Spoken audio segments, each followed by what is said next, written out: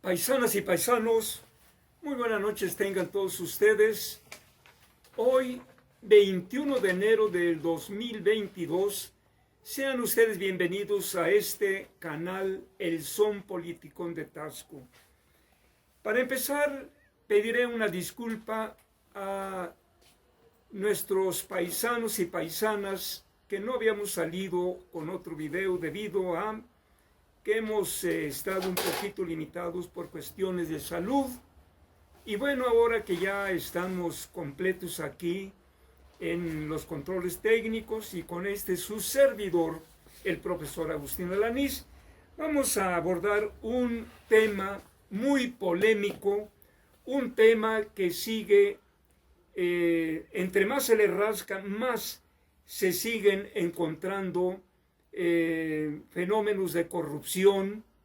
Y claro, la derecha, los conservadores, ahora que se dan los casos, dicen que es en el periodo de López Obrador, cuando estos problemas vienen ya del periodo anterior, cuando el presidente anterior, presidente de la República, dio a entender de que la corrupción es parte de la cultura de los mexicanos, queriendo justificar sus tranzas cuando le descubrieron el caso de la Casa Blanca.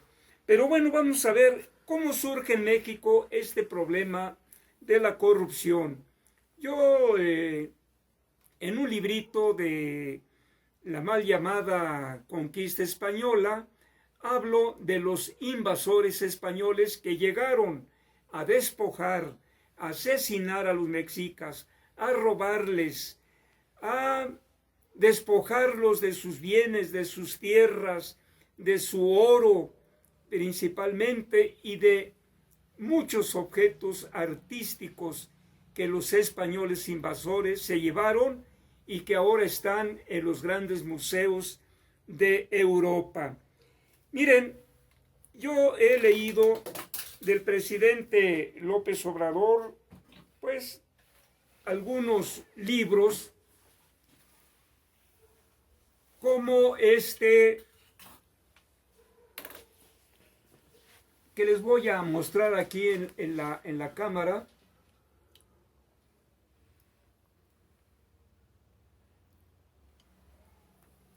He leído varios libros del presidente López Obrador. Miren, para conocer al presidente López Obrador hay que conocerlo a través de sus libros.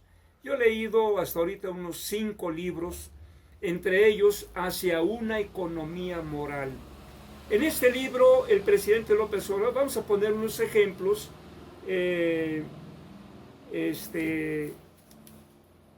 para ver de qué manera surge la corrupción en nuestro país ya denominado México.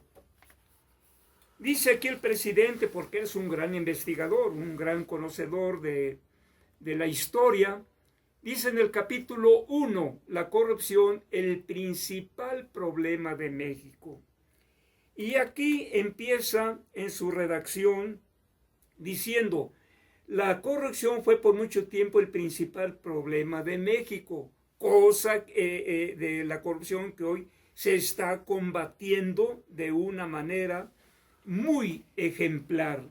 En la historia se registra infinidad de casos sobre este fenómeno económico-político que de manera absurda e interesada ha sido calificado como social y cultural, lo que les acabo de decir con el régimen neoliberal. La corrupción era algo normal, algo cultural, algo pues que ya se veía como el dicho ese, que el que no tranza no avanza. Dice aquí, apenas desembarcó en Veracruz el conquistador Hernán Cortés, sin ningún fundamento legal se autonombró alcalde y jefe del ejército invasor. El principio de la corrupción. Tenían que ser los españoles, pues, no todos. No me refiero a todos los españoles, me refiero en este caso a los invasores. Me refiero en este caso a los seguidores de Hernán Cortés.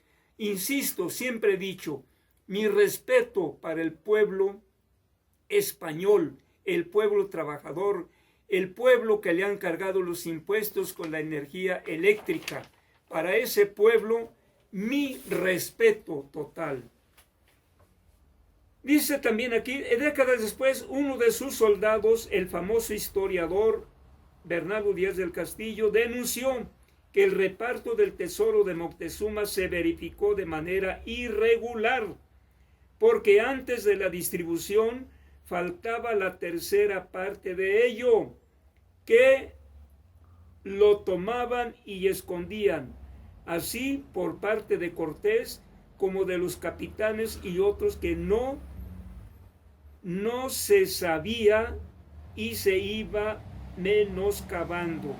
¿Qué quiere decir con esto? Cortés, el bandido principal, representante de los otros no menos bandidos, se quedó con la mayor parte del tesoro. Un tipo ambicioso, así lo describo yo en mi libro de la mal llamada conquista española.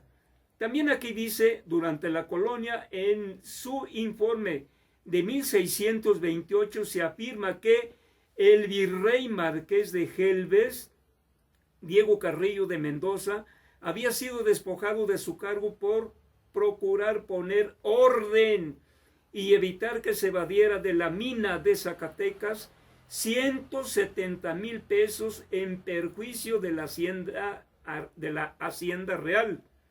Ese proceder lo enemistó con el arzobispo Juan Pérez de la Serna y con el presidente del Tribunal de la Audiencia de México, a quienes además se les acusaba de monopolizar la producción de maíz y trigo. El enfrentamiento escaló porque el virrey mandó aprender al obispo y los seguidores del jerarca eclesiástico se sublevaron y el zafarrancho terminó con un saldo de 70 muertos. El incendio del Palacio Nacional, la excomunión y expulsión del virrey.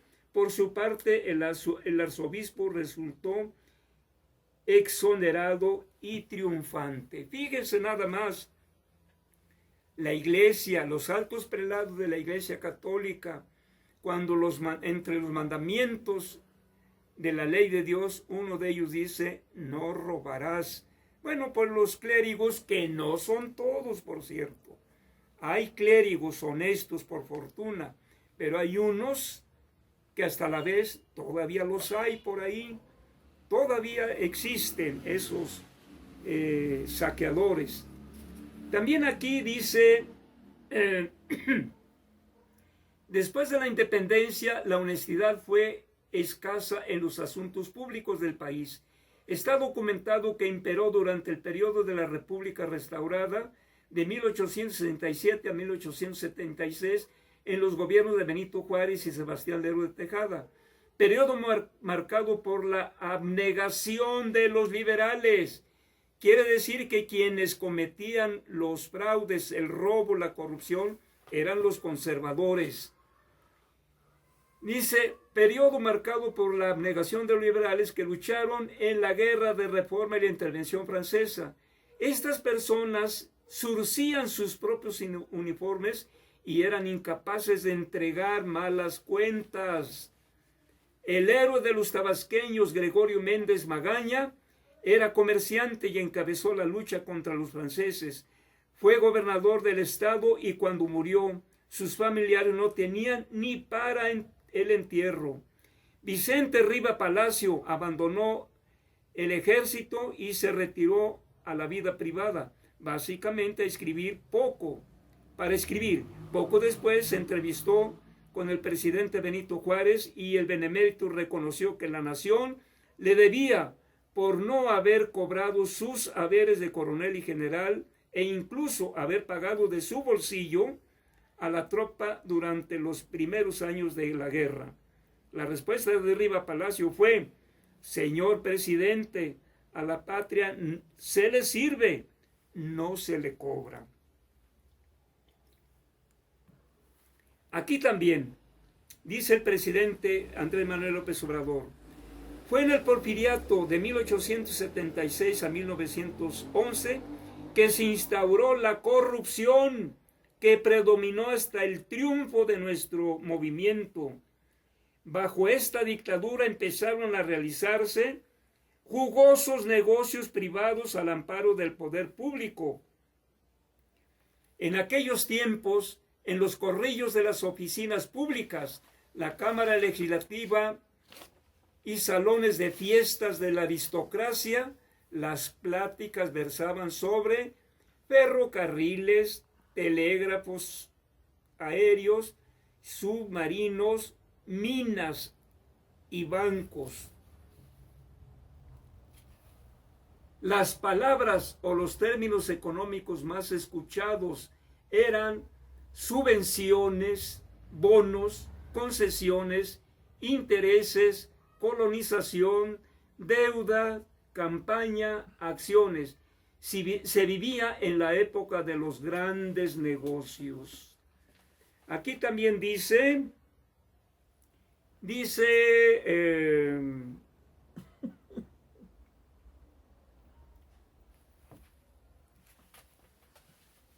la corrupción en México durante la época postrevolucionaria puede resumirse en los testimonios de algunas personalidades inobjetable integridad. Por ejemplo, en 1943, don Jesús Silva Serjo sostuvo que la política es la profesión más sencilla y más lucrativa de México. Y entre comillas dice, la inmoralidad es de lo más alarmante en la administración pública federal, en los estados y los municipios. La gangrena se ha extendido, no sabemos si de arriba hacia abajo o de abajo hacia arriba. Son muchos los funcionarios gubernamentales que han hecho su fortuna en unos cuantos meses sin perder públicamente su respetabilidad, y este es el mayor de los males. Lo que ha dicho el presidente López Obrador, roban y roban. Bueno, cae uno tras otro de esos que han robado, que han hecho dinero ilícitamente y ni siquiera pierden su respetabilidad. Son los hombres honorables, lo que ha dicho con frecuencia el presidente López Obrador. Sin embargo, aquí también vamos a agregar lo de Daniel Cosío Villegas. Dice, ha sido la deshonestidad de los gobernantes revolucionarios más que ninguna otra la causa que tronchó la vida de la Revolución Mexicana. En 1953, el expresidente Emilio Portes Gil admitió públicamente que la corrupción administrativa había producido un clima de virtual asfixia y que la política se había denigrado hasta llegar a ser una industria de las más lucrativas. Entonces, la corrupción tiene su historia, pero no todos los hombres son corruptos, hay que reconocer. Durante la colonia hubo gente honesta dentro de los llamados gachupines, pero los que tenían el monopolio de la economía fueron de los más ladrones. Y en este caso, los de la independencia, como Hidalgo, Morelos, Matamoros, José María Morelos y Pavón, de los hombres más honestos. Se dice que Morelos manejó mucho dinero y todo fue bien empleado y rindió buenas cuentas al grado de no agarrarse ni un centavo. Así que la historia de la corrupción, no todos. Hay hombres débiles que cayeron en esta tentación, como se ha dicho en muchas ocasiones en este régimen. Pero para mucha gente dice que el que no tranza no avanza y que esto de la corrupción lo ven como algo normal. Seguiremos aportando otras opiniones sobre este libro del presidente López Obrador, Hacia una economía moral. Insisto, hay que conocer al presidente, pero para conocerlo hay que conocerlo a través de sus libros, porque no saben mucha gente esa gran trayectoria de un hombre vertical, de un hombre honesto, de un hombre de palabra, que hoy en día está combatiendo la corrupción, haciendo que los hombres más ricos que evadían sus impuestos, ahora que los paguen, y con ese dinero apoyar a la gente más pobre. Hoy en día mucha gente sabe que el banco, ¿cómo se llama, Polo? El banco ¿Del bienestar? Aquí, el del exconvento. Banamex. Banamex va a ser vendido, ahorita tiene cerradas sus oficinas porque lo va a vender Citibank, y ojalá que pronto ya se solucione esta compraventa. Creo que no se puede vender porque tiene una demanda de oceánica.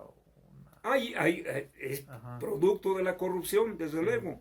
Producto de la corrupción. También se habla allí de otras cosas que involucran a este banco y de funcionarios panistas, altos funcionarios panistas. Así que bueno, no nos queda más que esperar, y que ahora sí, en esa transacción de compra-venta, ahora estos dueños van a tener que pagar el impuesto por la venta de este banco. Bueno, paisanas y paisanos, son tantas cosas las que yo quisiera decir, no es posible, pero bueno, seguiremos comentando sobre este fenómeno que asfixió enormemente a nuestro país, y que hoy todavía andan cayendo por ahí algunos que andaban haciendo negocios ilícitos, pero los conservadores eso no les interesa.